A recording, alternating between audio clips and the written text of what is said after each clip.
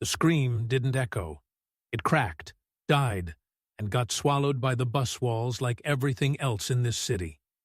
A woman clutched her chest, her purse gone, her breath sharp. No one moved, except him. The thief, hoodie up, eyes flat, headed for the door.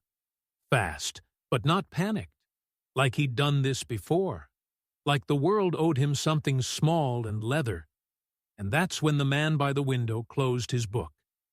He didn't say a word, didn't rise, didn't even blink. But something in the air shifted. The thief slowed. Just a little. As if the weight of that silence was heavier than any fist. He chose the wrong woman. And the wrong bus. Because Muhammad Ali was on it. And he had just looked up. Before we dive in, let us know where you're watching from today. And if you like this story, don't forget to subscribe. The wind came in from the lake like it carried warnings. Dry, sharp, full of grit, it scraped down South Michigan Avenue, past broken clocks and rusted mailbox hinges, past kids in army coats too thin for the season. A city that used to shout had learned how to whisper. And the whispers were tired. The bus hissed as it pulled to the curb. A GM fishbowl, long past pretty.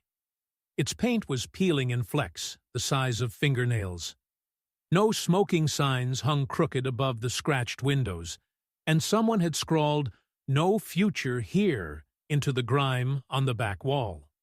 Nobody laughed. They'd seen worse. He boarded third, after the old man in a steelworker's jacket and the woman with the cast on her wrist. His shoes didn't match. One sole flat, the other bowed like it had been soaked and dried too many times. He walked with a small tilt, like gravity had chosen sides. Maybe it had. His name was Lewis, but that didn't matter. Names were for people who stayed. He'd been moving since 17. First away from things, then toward hunger. Now, just sideways, dodging blame, chasing silence. His back hurt. His mouth was dry. And every time the bus doors hissed, his right hand twitched. He didn't want to steal that day. He told himself that twice. First while stepping onto the rubber mat, then again as he dropped the coins into the slot. Not out loud, just inside, like a tired prayer with no God left to aim it at. The bus wasn't full, but it felt heavy. Tension hung in the air like steam off asphalt. Men with grease-stained collars stared straight ahead. Women clutched grocery bags like secrets. Overhead, faded Salem cigarette ads promised calm. No one believed them. He sat 4 rows behind the driver. Not close to the front. Too visible. Not too far back. Too dangerous. His eyes moved, slow and trained. Not hunting for a woman, but for ease, opportunity, predictability. He'd learned a long time ago. Don't pick the loud ones. Don't pick the scared ones. Pick the ones who don't look up. But she looked up. She wasn't flashy. A canvas coat, neat hair pulled back, no makeup, no jewelry. Just presence. Quiet. But not small. She held her purse close, not clutching, just resting. Brown leather, a metal clasp that clicked when she opened it for change. His ears caught that click. And when she turned to look out the window, he saw her jaw set. Not a victim. Not yet. But still. Reachable. He waited until the 23rd and Wabash. A light went yellow. The driver coasted. The brakes squealed like metal dying. People leaned without moving their feet. And in that small chaos, he struck. One hand on the pole, one hand snapping forward. A perfect move. Fast, practiced, nearly invisible, except for the sound. It wasn't a scream. Not yet. Just a startled breath, sharp, from the chest. The sound of disbelief before fury finds its footing. Her hand reached but caught air. He was already turning, already moving. 2 steps, and he was at the back door. But the door didn't open. And she did scream then. Not a word, just a note. High, primal, not for help, but to mark what had been taken. The other passengers turned, and that's when a sound, quieter than the scream, cut through it all. A soft thump. Paper closing. Someone had set down a book. He was seated across the aisle, 2 rows behind. A tall man in a beige trench coat. Shoulders broad, like they were used to weight. Hands bare, big. Resting now on his knees. He hadn't moved when the purse was stolen. He hadn't flinched. He moved now, not fast, not slow, just enough for everyone to feel it. His eyes met the thief's, no hate in them, no fear, just knowing.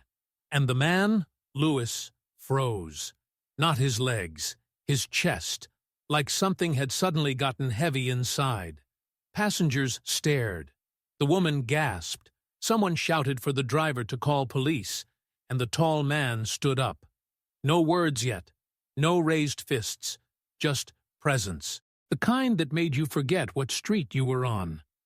The kind that made you remember who you were. Lewis looked down at the purse in his hand. Then at the man in front of him. He didn't know the name.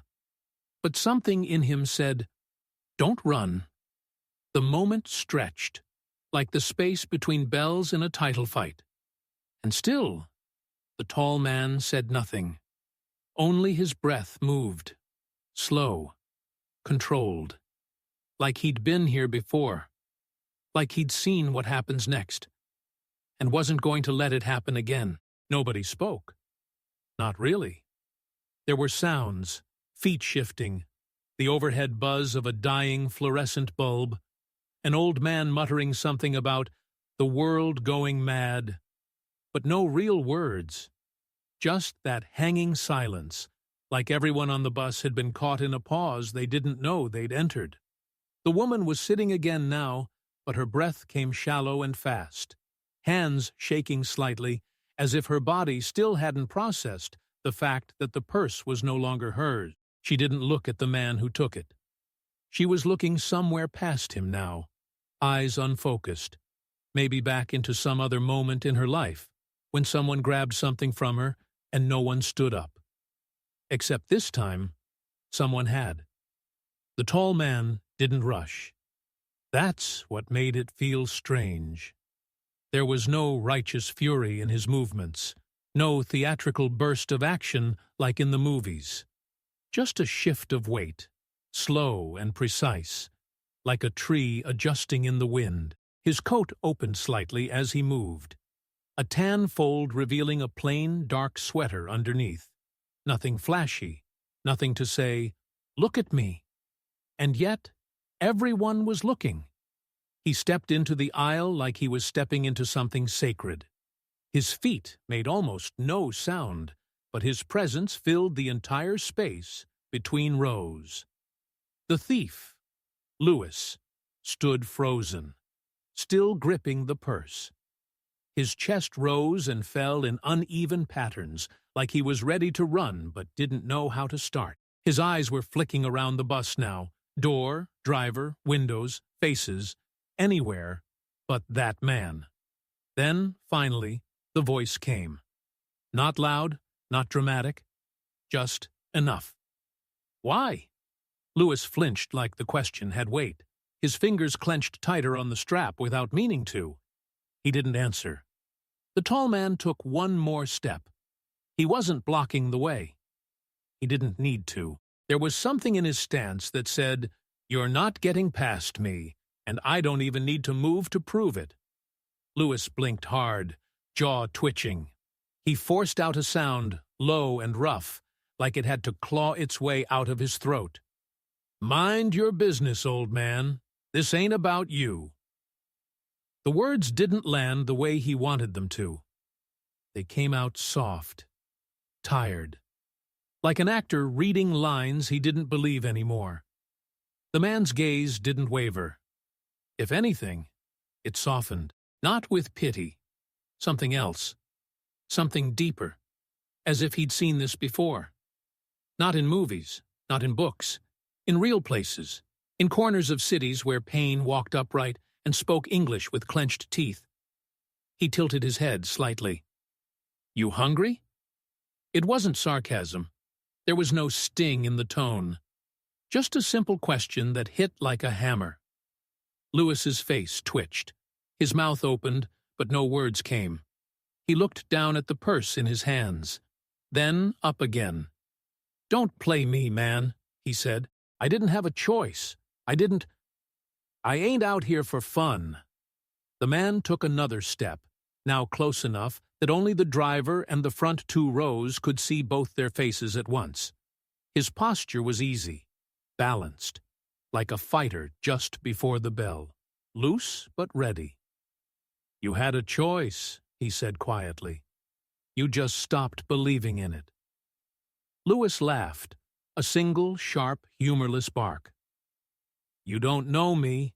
You don't know what it's like out there. I tried plenty. Job interviews, hustles that went nowhere. I asked, I begged. Nobody gave a damn. You think I wanted this?" The tall man nodded slowly, almost like he agreed. "I believe you," he said.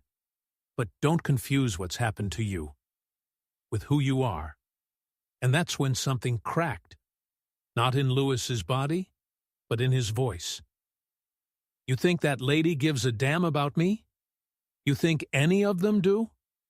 He gestured at the bus. "I'm invisible to them. Always been. Except now, when I take something." A long silence. Then, again, that soft, even voice. "You want to be seen? Stand for something, not on something you stole." It wasn't a command. It wasn't even advice. It was a mirror. Lewis looked at the purse again, and his grip loosened, not fully, but enough for his thumb to twitch. "Who are you?" he asked, voice barely audible now. The man didn't answer. Not yet. He just reached forward, palm open, not grabbing, just offering. And slowly, without a word, Lewis placed the purse in his hand. No applause, no gasps, just the quiet movement of breath returning to the room. The woman reached for the bag, but the man paused, held it a second longer, then handed it to her gently, as if the leather now carried something fragile, something more than cash or keys. She didn't thank him, not because she wasn't grateful, but because words felt wrong in that moment. She nodded once, small, and sat back, clutching the bag against her lap like it was something sacred now. The tall man turned back to Lewis, who was already backing away toward the rear exit, his eyes wide, not with fear, but with something closer to shame.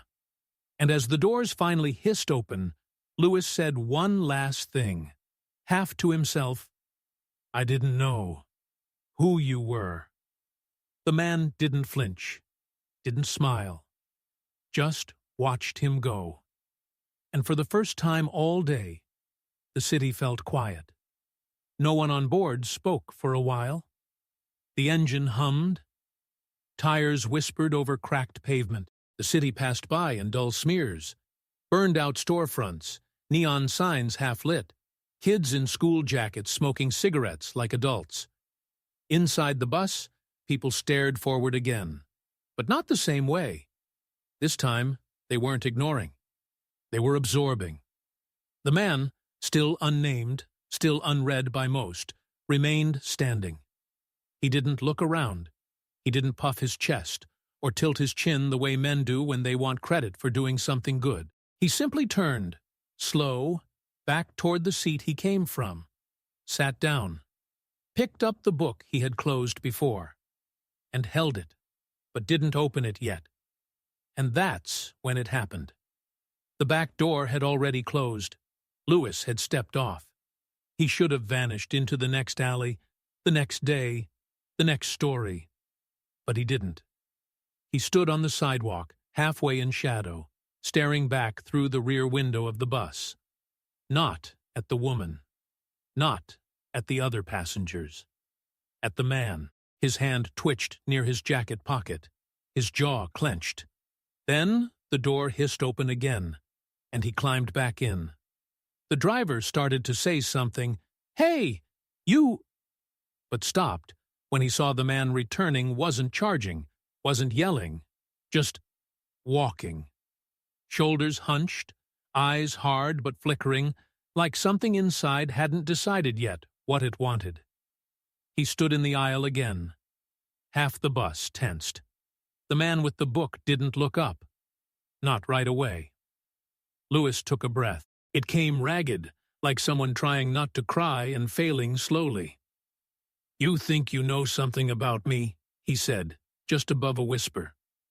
The man looked up now. "I know you were scared to run," he answered. That hit something raw. Louis barked a laugh, shook his head. "Scared? Man, I ain't scared of nothing. You don't know the things I've done just to eat." The man nodded slightly. Like that made sense, like he'd heard it before. "You scared of not being seen anymore," he said. "Once you stop stealing, who notices you?" Louis shifted his weight. He wanted to argue, but the words didn't come. "You ever have someone?" the man asked. "What?" "A mother, a father, someone who looked at you like you mattered, even when you messed up?" The words hung in the air. Heavy. Not dramatic. Just true. Louis shrugged. "My mom's left when I was 6. Foster after that. Had a teacher once who said I could draw. That count?" "It counts," the man said. "It all counts." Another long pause. The kind that feels like it might crack open the floor if you wait too long.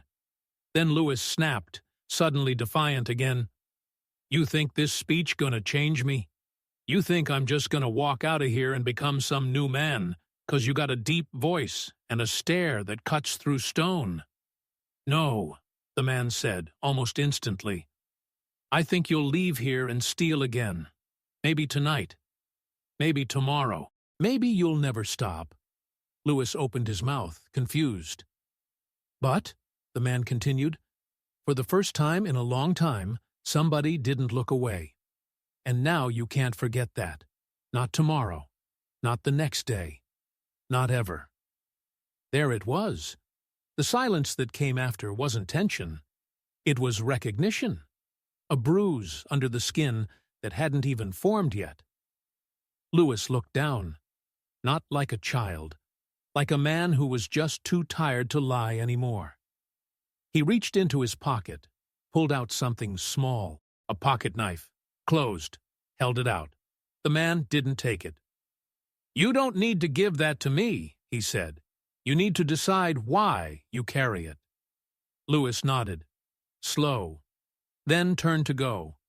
But before he stepped off the bus a second time, he said one thing, barely above a whisper, but everyone heard it. "Nobody ever asked me if I was loved before." Then he was gone. Gone like a shadow, stepping into light. Gone like someone not erased, but rewritten. The bus rolled on, and the man with the book finally opened it. But this time, he wasn't reading the words. He was remembering the boy. It was quiet for too long. Not the good kind, the kind that starts to itch, the kind that makes you check over your shoulder without knowing why. The bus kept moving, its engine humming a slow, tired rhythm. Rain started to tap against the windows, light at first, like fingers drumming on a table, then heavier, a wash of gray sliding down the glass. Inside, no one talked, but every passenger knew. Something had happened here. And even if they didn't have words for it, they carried it now, like smoke on their clothes after a fire. The tall man turned his face toward the window. His reflection stared back, fractured by streaks of water and the dirt no one had cleaned in months. His eyes were tired, focused, But somewhere behind that focus, something stirred. A memory. A fight. Not in the ring, but close enough. 2 seats behind him, a young boy, maybe 13, maybe less, kept glancing his way. Skinny, nervous, the kind of kid who knew how to disappear when adults got angry. He leaned forward now, cautiously. "Mister," he whispered, not sure if he was allowed to speak. "Are you him?" The man didn't move right away. Then, slowly, he turned, met the boy's gaze head on, and gave the smallest nod. That was all the kid needed. His breath hitched like he'd been holding it since the moment Lewis pulled the purse. "My dad used to talk about you," the boy said, voice shaking slightly. "He said you never fought out of hate." The man smiled. Not a full smile.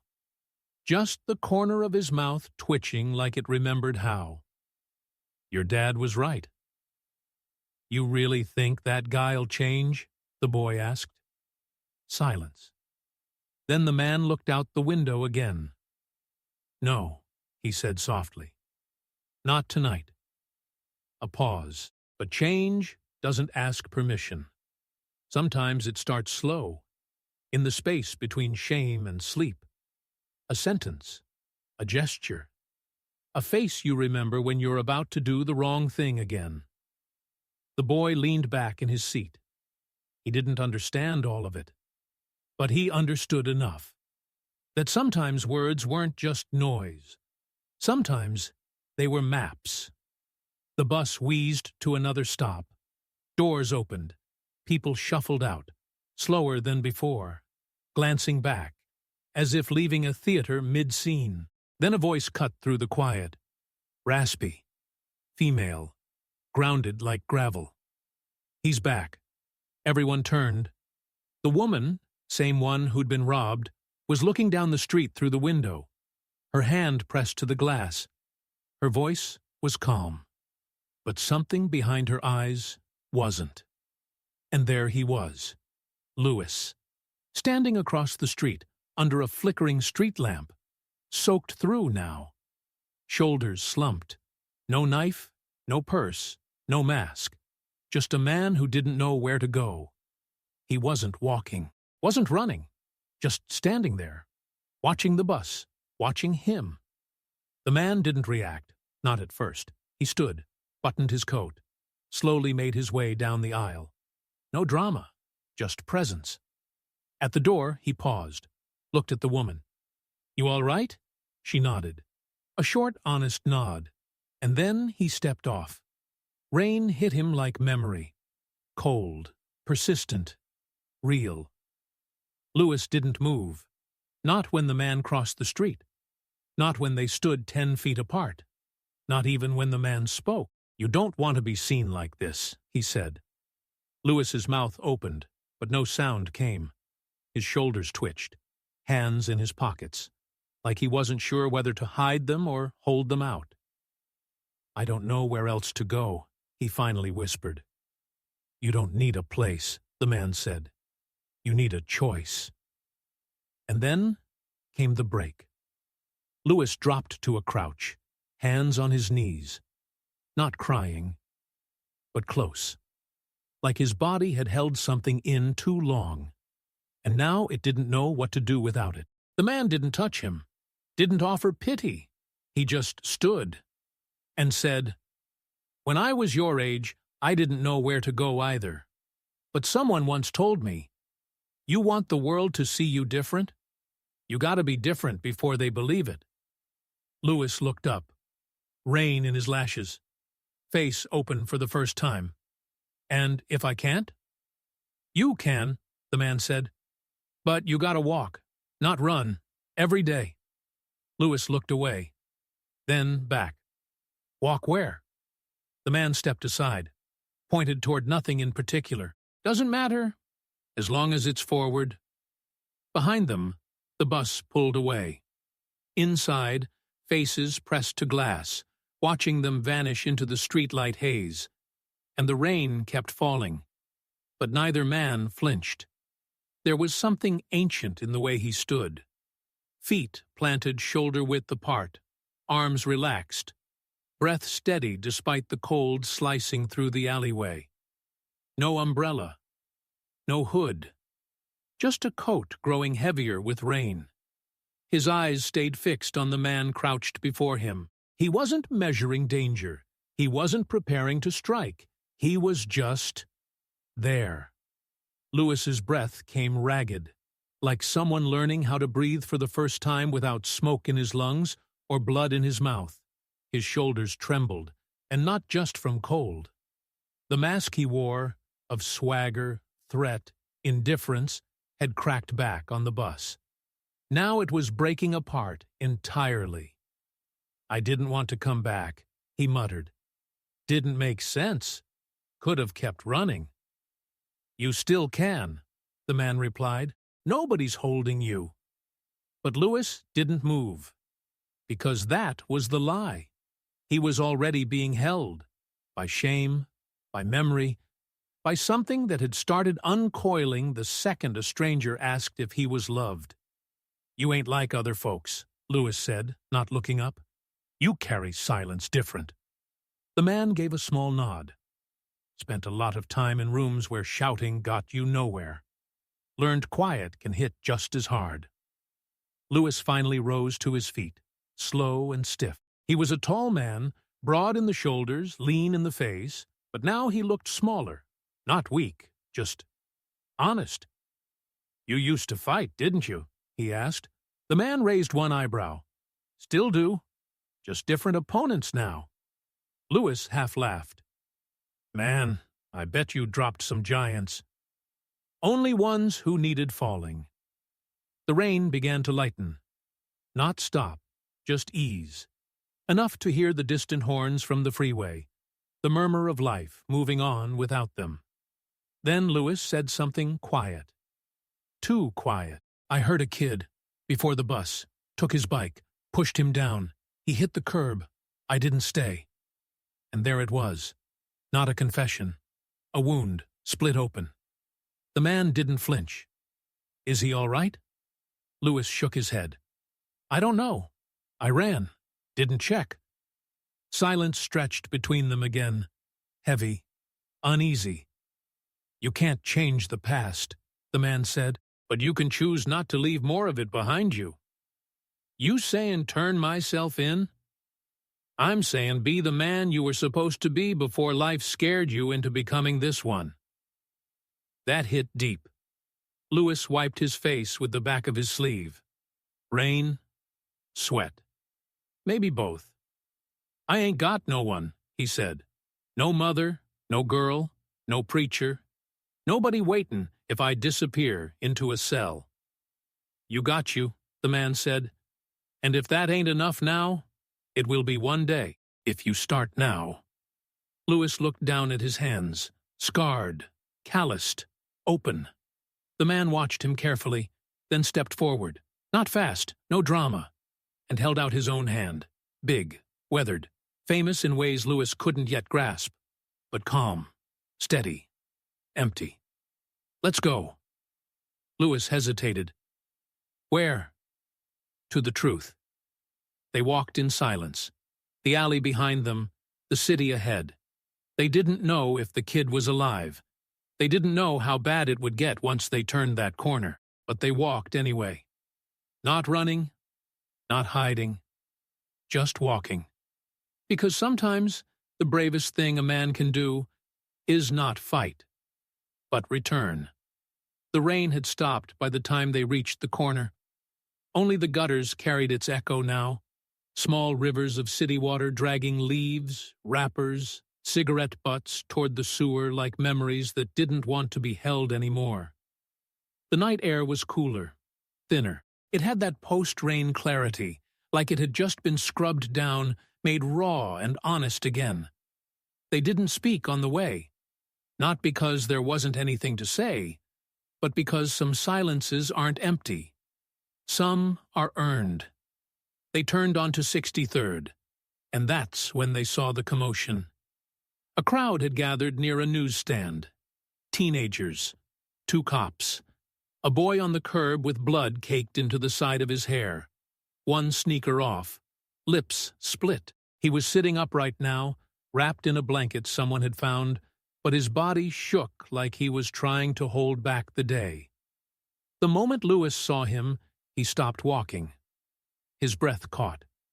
Not in his chest, but somewhere deeper. Like a sound inside him had died out and left a hole. "That's him," he whispered. "That's the kid." The tall man didn't nod. He didn't say anything, just kept his eyes on the scene. One of the cops was talking to the boy. The other was talking to the crowd. The crowd wasn't angry, not yet, but it was simmering. People didn't like it when kids bled on sidewalks, even in a city that had gotten used to blood. Lewis turned to the man. "I didn't mean to. I swear. He fought back. "I shoved. He slipped. That's it." "You still ran." "I know." Then a shout rang out from across the street. One of the teenagers recognized him. "Yo, that's him. That's the dude." And just like that, the crowd snapped. Not violent, not yet, but it turned. The heads, the eyes, the weight of attention. It all tilted in their direction. Lewis backed up a step, instinct kicking in. Fight or flight, trying to hijack him again. The tall man didn't move. "Don't run," he said. "You don't get it. They'll kill me out here." "They won't." "You don't know that." "I do." "How?"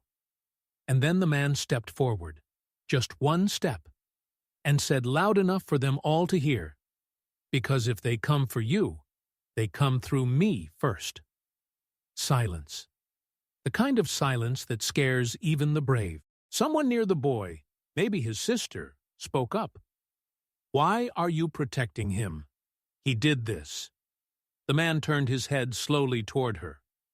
"I'm not protecting what he did. I'm protecting who he might still become." The crowd didn't know what to do with that. It wasn't justice. It wasn't revenge. It was something they didn't have a word for.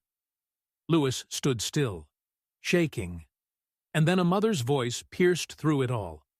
Not from the crowd, from behind them. "You just let him go, didn't you?" It was her, the woman from the bus. She was standing next to a parked cab, same coat, same purse. Her eyes, darker now, less shocked, more betrayed. "You let him walk away after he took something from me," she said. "And now he put a kid in a blanket." The man turned to her. "I didn't let him go. I walked with him." She looked at Lewis. "You proud of that?" Lewis didn't answer, but the man did. "Number. He's not. That's why he came back." The woman crossed her arms. "And that's supposed to be enough?" "No," the man said, "but it's more than most." Someone in the crowd cursed. Someone else said, "This ain't right." But then one of the cops stepped forward, the one who'd been quiet the whole time. He looked at Lewis. "You turning yourself in?" Lewis looked at the man beside him, then at the boy on the curb, then at his own hands, and he nodded. "I am." The officer pulled out his cuffs, but slow, respectfully. Then, just before he clicked them shut, the man spoke again. "Don't cuff him in front of the kid." The officer hesitated, then nodded. Lewis was led away. No parade, no stairs, just steps. Careful, heavy, real. The woman from the bus watched him go, then looked back at the man. "You think you saved him?" He shook his head. "I think he started saving himself. I just didn't stop him." She stared for a long time, then said, almost under her breath, "My husband would have hit him." The man looked her in the eye. "So would have I. Once. A long time ago." A pause. "And then someone showed me a better fight." She didn't smile, but she didn't walk away either. The cop car pulled off. The boy on the curb watched it go. Blood drying, blankets slipping from his shoulders. The man stepped over, knelt down, looked him in the eyes. "You still with me, son?" The boy nodded. "Then stay here. You got a round two coming." It was late now, real late. The kind of hour where cities start whispering instead of shouting, where sirens fade to distant echoes and the streets hold their breath. Chicago in the dark didn't rest. It watched, flickered, stayed low to the ground like something waiting for a sign. The squad car disappeared into the night with Lewis in the back seat, not looking out the window, not weeping, just still, like the storm had passed and left him with nothing but a pair of empty hands and a heartbeat he had to learn how to use again. Across the street, the tall man, still without a name to most, stood beneath a blinking neon sign. "Open 24 hours, it said. But nothing inside was, just the light, buzzing against nothing. He looked down at the spot where the boy had fallen. Blood had dried to a rust-colored mark on the curb. A city worker would probably wash it away by morning, like it hadn't happened, but the mark wasn't on the concrete anymore. It was in the air. The boy was sitting now, legs pulled in, one arm in a sling a medic had fastened before leaving. His head leaned back against the cold brick of the building, eyes glazed, not from painkillers, but from something older, something like confusion or disbelief that the world had just shifted beneath him. The man stepped close, slow and easy. "You all right?" The boy blinked. "I think so." "Good," the man said. "That's more than most folks can say after their first fight." The boy half smiled. "Did I win?" "No." "Did I lose?" The man crouched beside him, elbows on knees. "You stood up," he said. "That's not losing. That's learning." The boy nodded. It didn't all make sense yet, but it would. A cop approached from behind, clipboard in hand, ready to get a statement. The man raised a hand without turning around. "Let him be," he said. "Tomorrow, not tonight." The cop looked at the boy, at the man, then walked off. The boy reached down beside him, picked up the sneaker that had come off during the fall. He stared at it like it belonged to someone else. "I was just trying to get home," he said. "I know," the man answered. "I ain't even do nothing, just riding my bike." "Sometimes that's all it takes." The boy looked up. "Why'd you help him?" "I didn't," the man said. "I helped you. He just happened to need it, too." A long silence passed between them. Then the boy said, Are you Muhammad Ali?" The man didn't answer. He just stood up, brushed the dirt from his coat. But the look he gave the boy then, steady, weighted, full of something beyond explanation, was answer enough. The boy blinked again, like trying to memorize the shape of his face, before it vanished. "You ever get scared?" he asked. The man gave a slight smile. "Only when I stop fighting the right things." Then he turned, started walking down the block. His steps left no sound. But something deeper than sound trailed behind him, something invisible and heavy, like a question that couldn't be unasked. Behind him, the boy watched, then stood up, unsteady, but standing, and took one step forward, one footprint, then another, toward the direction the man had gone. Not to follow, to continue. The next morning came like it always did in this part of the city. Gray, slow, and half apologizing for itself. The air smelled of wet concrete and last night's fried chicken, and the street sweepers had already passed by twice, as if they were trying to erase whatever truths the pavement still remembered. Inside the small station house on 71st, the coffee was burnt, the fluorescent lights buzzed with fatigue, and nobody spoke unless they had to. The officers were tired. The reports were thin, but the cells were full. And in one of them, on the end, where the light barely reached, sat Lewis. He hadn't slept. The cot was untouched. He just sat there, elbows on knees, fingers interlaced, staring at nothing like it might eventually speak. A buzzer cracked the silence. One of the guards looked up. "You got a visitor." Lewis didn't react, not until the door clicked open, and that same voice, steady, slow, deliberate, spoke from the hallway. "I told you I'd be there." Lewis raised his eyes.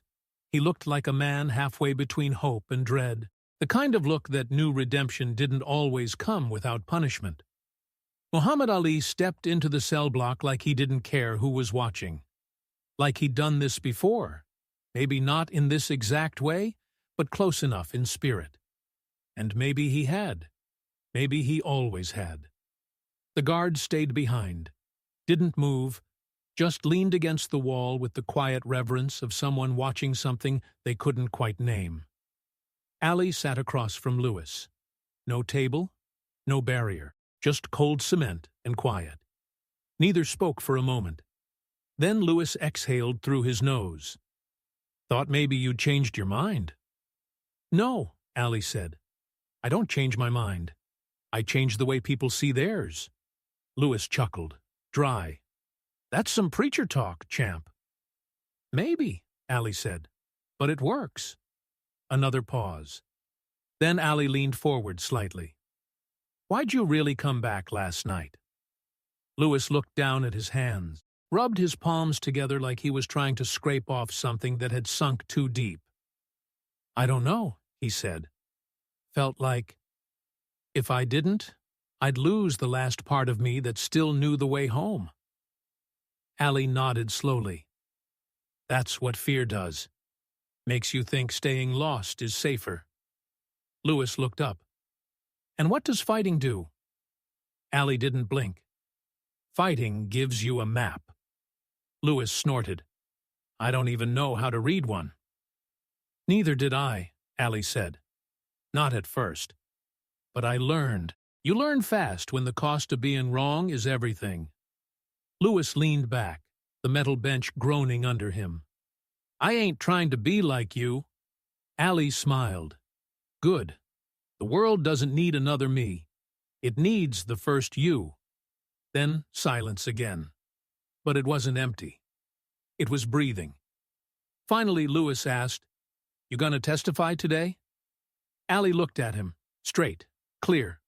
"No." Lewis flinched. "You're not?" "I'm not testifying," Ali said. "I'm showing up." Lewis frowned. "What's that mean?" "It means I'll be there when the judge looks at you," Ali said. "So he sees the whole story, not just the charge." Lewis looked away. "Might not matter." Ali shrugged. "Maybe not. But I'll be there anyway." The guard called out, "Time." Ali stood, adjusted his coat. He looked down once more. "You got today. That's more than most. Don't waste it." Then he turned and walked out. Lewis watched him go, not like a man watching a savior, like a man trying to remember what it felt like to believe in one. The clock on the wall ticked loud, and for the first time in a long time, Lewis wasn't running from it. The courtroom was colder than it should have been. Not physically, though the draft crept through the old windows and settled in the bones, but in presence, in tone. Like the walls themselves had grown used to failure and expectation in equal measure, and they'd stopped choosing sides. It wasn't packed. No cameras, no journalists, no sensation. Just a small crowd of observers, a public defender adjusting his too-tight collar, a court clerk with a rubber stamp that had seen more stories than ears ever had time to hear, and a boy in chains who wasn't quite a boy anymore. Lewis sat at the defense table with his shoulders hunched not from shame, but from weight. Not just the weight of the charge, or the consequences, or the eyes that followed him like scars, but the weight of change, The kind that takes something out of you before it puts anything in.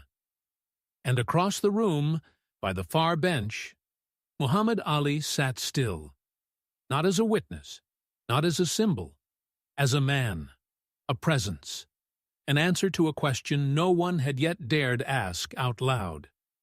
The judge looked up from the file, his glasses low on the nose, tired eyes. But curious now. Curious why a heavyweight legend sat quiet in a courtroom on a gray Thursday morning for a case that wasn't his. He leaned forward. Mr. Lewis, your record isn't long, but it's sharp. 4 priors, 2 assaults, theft, resisting, and now this. The judge closed the folder slowly. I'm told you turned yourself in. Lewis nodded, quiet. Yes, Your Honor. And I'm told you didn't have to. Another nod. The judge's eyes flicked toward the bench, toward the man with the quiet hands and the heavy silence. Mr. Ali, the judge said suddenly, do you wish to address the court? Ali stood.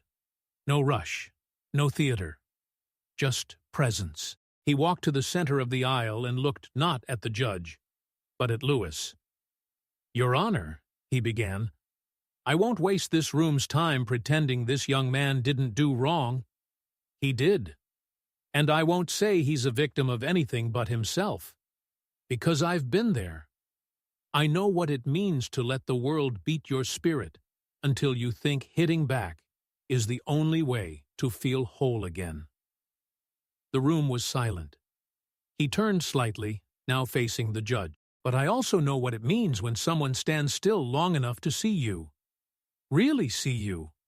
Not your fists. Not your record. You. Ali took a slow breath. And if this court believes that redemption is only for the holy, then you can stop now. But if it still believes that the broken can be rebuilt, then I'm asking not for mercy, but for a mirror. The judge blinked. A mirror? Ali nodded. One that shows this man who he was, who he became, and who he could be. No applause, no movement, just the weight of a truth too large to fit in a sentence. The judge sat back. He didn't speak for a long time. Finally he said, We'll recess. I need time. He rose. The gavel didn't slam. It tapped. Light, almost reverent. Court adjourned. The crowd shuffled out. But Lewis stayed. Ali didn't approach him. He just waited by the door, like a lighthouse. Lewis eventually stood, walked toward him, paused at arm's length. You always talk like that? He asked. Ali smiled. Only when it matters. Lewis looked down. His voice cracked, not from weakness, from repair. I don't know if I can be that man you see. Ali didn't blink. That's all right, he said. I'll see him until you do. And for the first time, Lewis smiled. It wasn't big. It wasn't long. But it was real. The hospital smelled like bleach and old plastic. Curtains drawn too many times, floors scrubbed too few. Outside, morning clung to the windows like a film, dull and heavy, the sky refusing to make any promises. In room 204, a boy lay unconscious beneath a thin blue blanket, tubes whispering against his skin. Machines blinked with a rhythm more faithful than breath. Beside him sat a woman with the exhaustion of 1,000 nights in her eyes. But her hands, though cracked, though trembling, never left his arm. She hadn't slept. But she hadn't cried either. Grief hadn't made it in yet. It was pacing outside the door. The handle turned. Her head snapped up. A tall man stepped in. No doctor's badge, no clipboard, no reason to belong. But he did. Muhammad Ali. She stood, instinctively. Not in fear, not in welcome. In something else. Confusion mixed with memory. You're... He nodded. Didn't finish the sentence for her. Didn't need to. She looked back at her son, then at the man. What are you doing here? Ali stepped closer, slow. "I was there last night," he said. She stiffened. Her jaw twitched. "You saw who did this?" He paused. "Yes, but I also saw someone who didn't want to anymore." Her eyes sharpened. "And that's supposed to make it okay?" Ali didn't blink.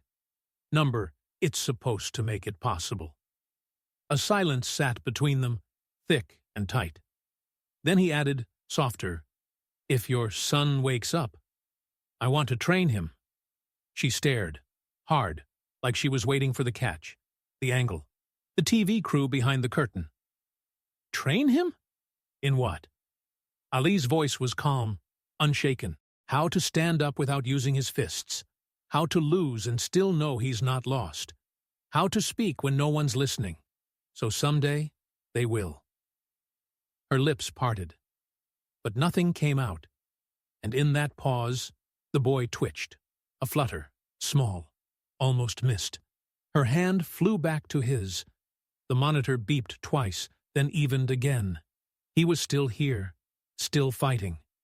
She didn't cry, but her knees nearly buckled. Ali stepped back, giving her room, but his voice stayed close. "I was 10 when someone stole my bike," he said quietly. "I chased the thief with tears in my eyes and fire in my chest. Didn't find him, but I found a boxing gym, and a man who looked at me and said, 'You got something, kid. Don't waste it chasing ghosts.'" She didn't look at him, just kept her hand on her son's chest. He turned to leave. At the door, she spoke, barely more than breath. "If he wakes up." Ali stopped. "You'll teach him?" He didn't turn around. "I'll remind him who he already is." And then he was gone. Outside, the parking lot shimmered in heat. He stood there a moment, feeling the sun through his coat, feeling the questions in his bones. That's when the messenger ran up, paper in hand, tie askew. "Mr. Ali, they want you in court." Ali raised a brow. "The ruling?" New charge, different courtroom. They want you as a witness." Ali's hands stayed at his sides. "What charge?" The messenger hesitated. "They say you interfered, that you elevated a criminal, that you made a villain into a symbol." Ali didn't laugh.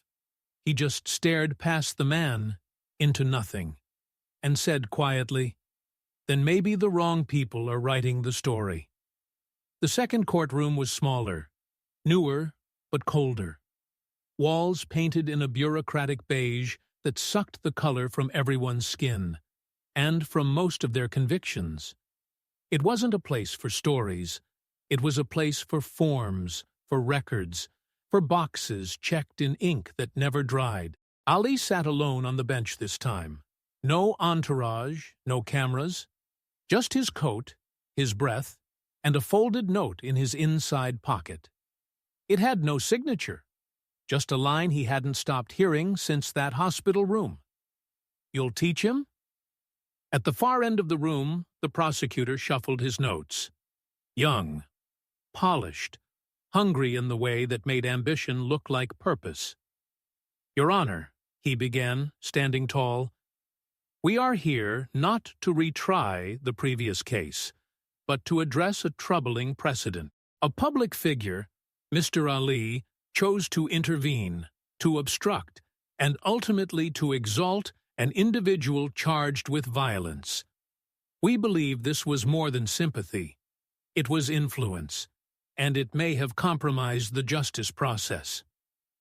The judge, older than dust and twice as dry, raised an eyebrow.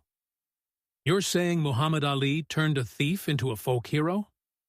"No, sir," the prosecutor said. "I'm saying he blurred the line between right and wrong." The room turned toward Ali. He stood only when he was asked. Hands at his sides.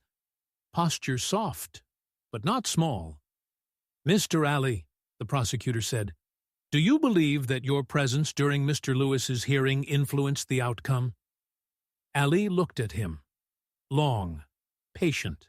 like a man measuring a threadbare suit before tearing it off. I believe presence is all we have. The prosecutor blinked. I asked if you believe you changed the judge's mind. I changed his, Allie said, nodding toward no one. And who is his? The boy, Allie answered. The one you call a threat. The prosecutor's lips pressed into a line. You gave him a platform, a moment. Now he's gone. The press is calling him a ghost of redemption. They're saying he disappeared into the city like a myth. Allie nodded once. Myths are truths that the law doesn't know how to hold. The courtroom stilled. So you admit you made him into something bigger than his crime? No, Allie said. He did that. I just didn't look away. The judge interrupted, voice hoarse. Do you believe justice was served? Allie turned now, toward him, not the prosecutor. His voice was quieter, heavier. Justice is a wall with too many cracks. Sometimes we patch it. Sometimes we walk through. And which did you do? Allie looked down for the first time. I made sure the wall didn't fall on someone who was finally standing up.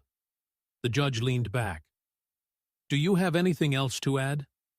Allie hesitated, then stepped forward. Not like a defendant. Like a man holding something fragile in his hands. I've taken punches from men bigger, faster, meaner than anyone in this room, he said. I've stood on stages and refused war, and I've paid for it. But I never stood by while a man tried to change, and we told him it wasn't allowed. He paused, voice calm, firm. I didn't testify to clear him. I stayed to remind him.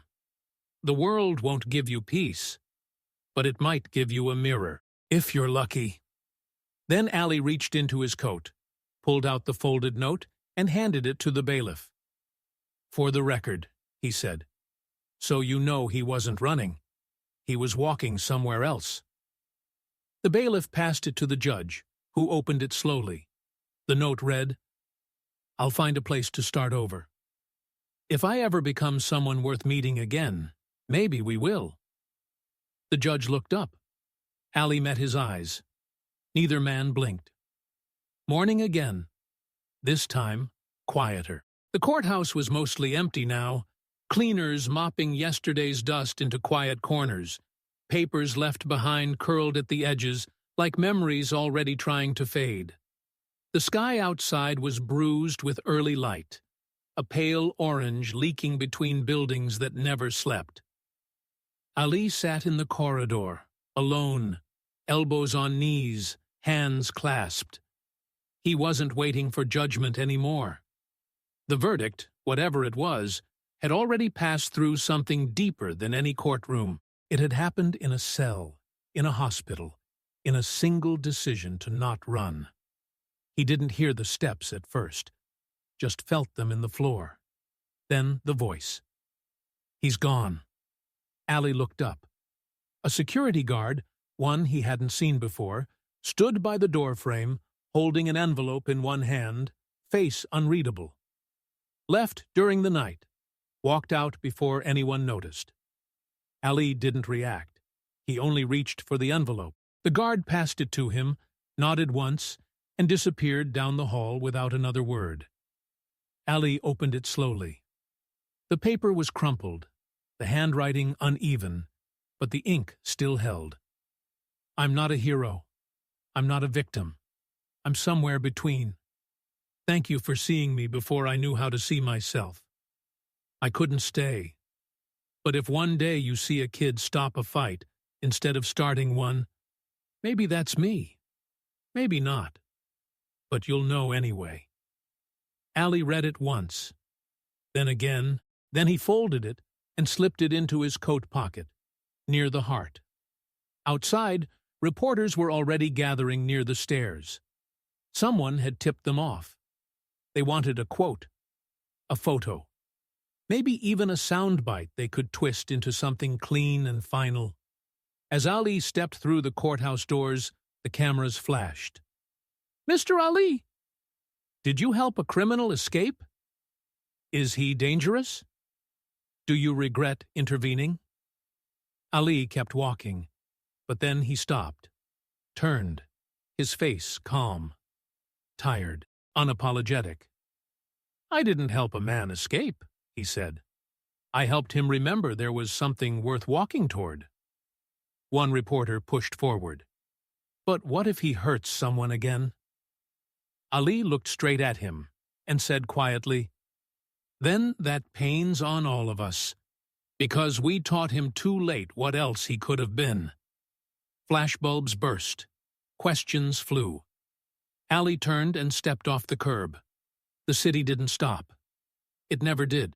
But somewhere, in another neighborhood, in another hour, someone was watching a kid in a corner store square up with rage in his eyes. And then, for no reason anyone understood, step back instead of forward. No one knew why. No one saw the shadow on the rooftop across the street. No one noticed the hands in old gym wraps, the hoodie pulled low, the eyes watching. No one knew who he was. They never would. But Ali didn't need to. He already knew what had been left behind. A seed, a silence stronger than a shout, a heart still beating.